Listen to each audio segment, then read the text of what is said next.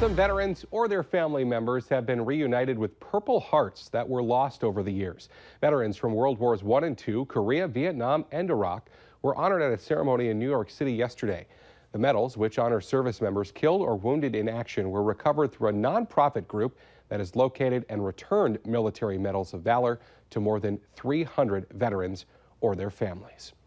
Hey, very good morning, everyone, and thank you so much for waking up with the Valley today. I'm Kyle Bosch. We're just getting started with nonstop news and weather all the way up to the top of the hour to help you plan your day. And we're following a developing story on the search for a swimmer last seen in the Red River in South Fargo.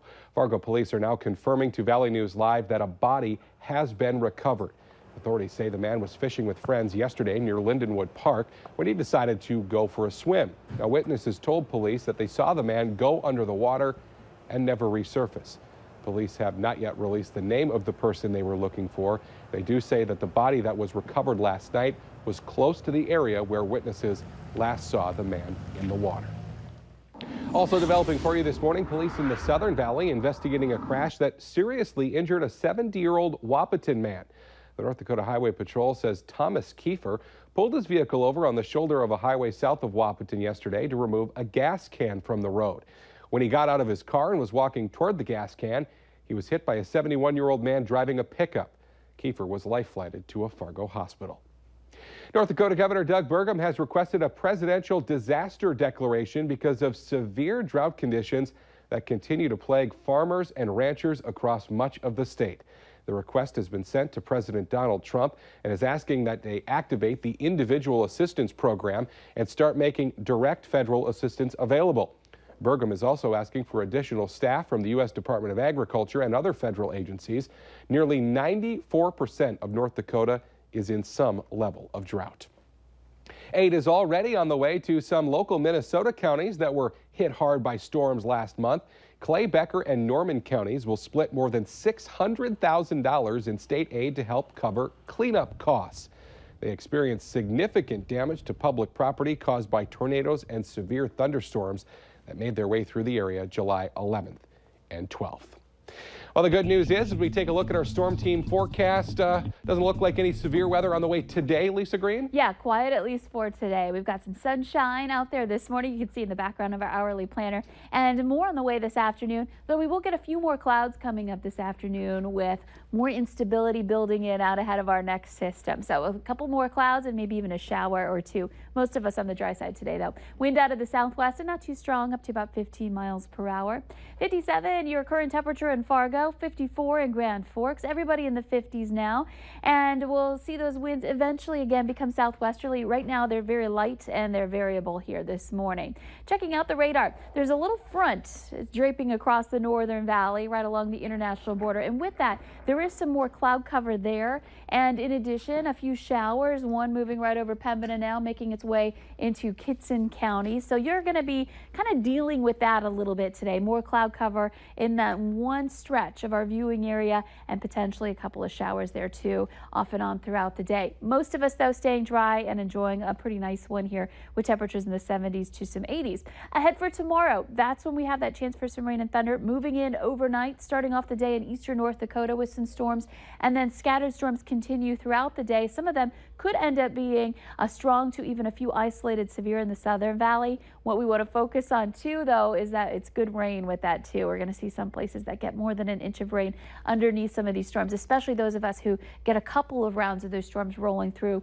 the first half of the day on Thursday before it clears out. Temperatures in the 70s for the rest of the week, and then into the weekend, warming right back into those low 80s just in time for the weekend with partly cloudy skies. Maybe a few showers or thunder showers ahead for Saturday, but I think most of the weekend is looking pretty good. Let's check it now with Al for a traffic update. Sure like to hear that the weekend is looking good, Lisa. I think everybody does.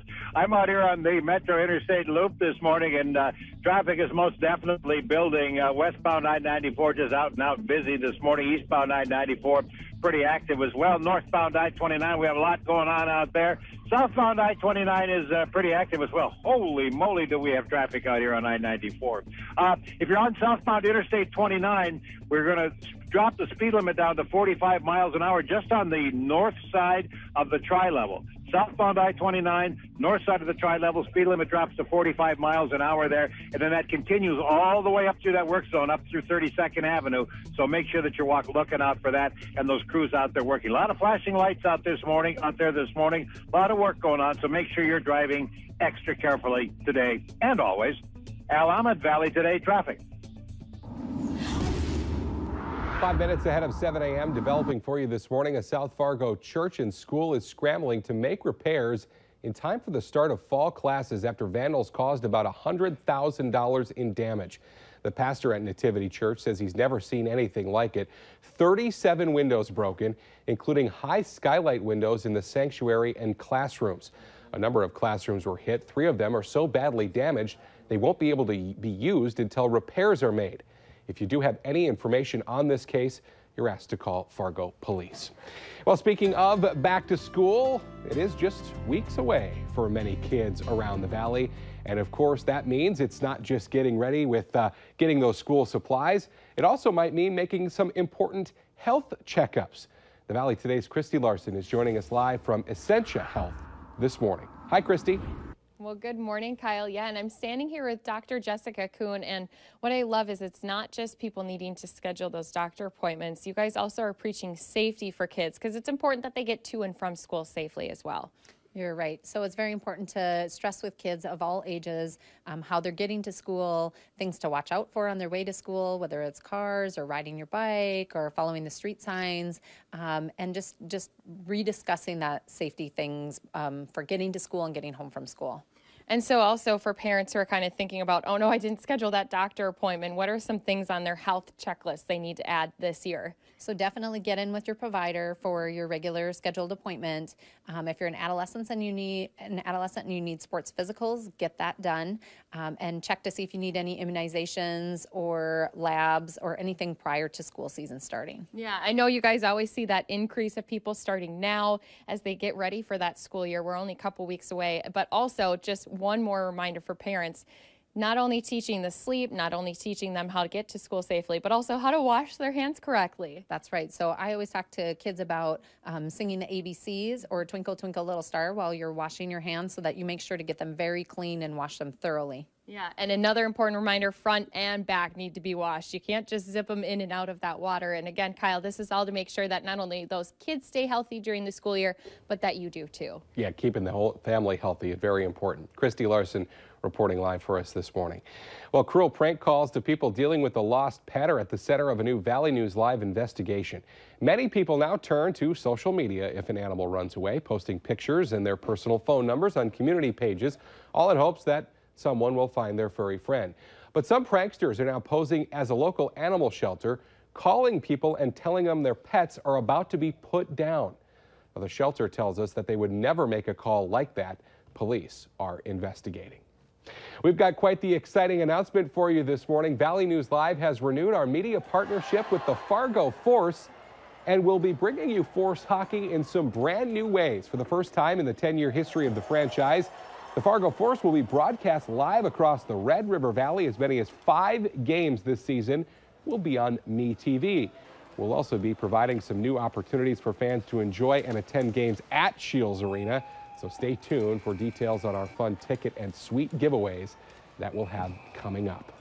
Well, speaking of tickets, you may need to get in line for the Mega Millions jackpot, which is at $346 million. The drawing is tonight.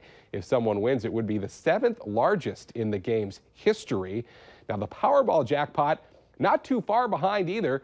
It's now hit $307 million. That drawing is tomorrow.